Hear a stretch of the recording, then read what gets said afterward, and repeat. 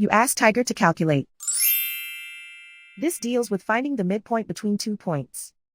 The midpoint between the 2 points is negative 28.5, 53.5. Let's solve it step by step.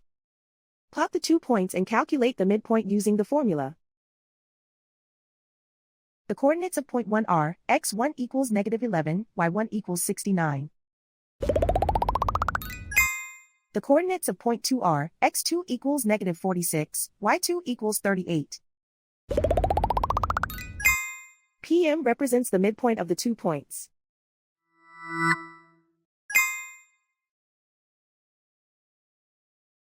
Use the x values in the midpoint formula to find the midpoints x. x1 equals negative 11. x2 equals negative 46. Simplify the arithmetic.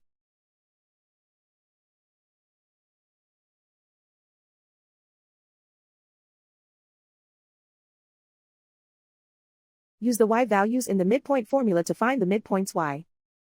y1 equals 69.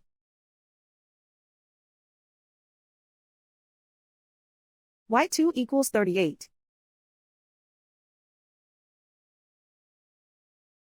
Simplify the arithmetic.